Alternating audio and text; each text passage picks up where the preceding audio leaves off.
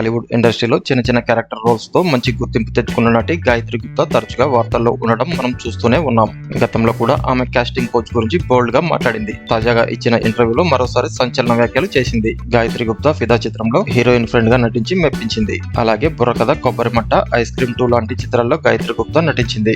ఇకపోతే Telugu big boss లో కూడా గాయత్రికి అవకాశం వచ్చిందట. కానీ తనకు మేకర్స్ కు మధ్య వచ్చిన విభేదాల కారణంగా ఆ అవకాశం చేజారిందని గాయత్రి గుప్తా తెలియజేసింది. ప్రస్తుతం బిగ్ బాస్ షో పై గాయత్రి గుప్తా చేసిన హాట్ కామెంట్స్ వైరల్ అవుతున్నాయి. బిగ్ బాస్ షోకి వెళ్లాలంటే అగ్రిమెంట్ లో చాలా కండిషన్స్ ఉంటాయి. వాటన్నిటికీ నేను ఒప్పుకున్నాను. బిగ్ బాస్ కి సైన్ చేసిన తర్వాత ఇతర చిత్రాలకు ఒప్పుకోకూడదు. అలా నేను బిగ్ బాస్ షోకి అంగీకరించిన తర్వాత 15 చిత్రాలు వదులుకున్నాను. కానీ ఎందుకో ఏమో నన్ను సడన్ గా బిగ్ బాస్ నుంచి తీసేశారు. వాళ్ళు సడన్ గా అలా చేయడం వల్ల ఏ ఆర్టిస్ట్ కైనా చాలా నష్టం కలుగుతుంది. అందుకే నాకు నష్టపరిహారం కావాలని కోర్టుకు వెళ్లాను. కానీ ఆ కేసును మరో కోణంలోకి తీసుకెళ్లి నీరు కట్ బిగ్ బాస్ నిర్వాహకులు. ఇకపోతే బిగ్ బాస్ ఆడిషన్స్ అని చెప్పి అమ్మాయిలు మాత్రం హోటల్ కి తీసుకెళ్తారు. దాంతో బిగ్ బాస్ ఆడిషన్స్ ని హోటల్లో కాకుండా ఆఫీస్ లోనే నిర్వహించాలని కూడా నేను పోరాటం చేశానని గాయత్రి గుప్తా తెలిపింది. అమ్మాయిలని బిగ్ బాస్ ఆడిషన్స్ పేరుతో హోటల్ కి తీసుకెళ్తారనే అంశం మాత్రమే మీడియాలో బాగా హైలైట్ అయింది.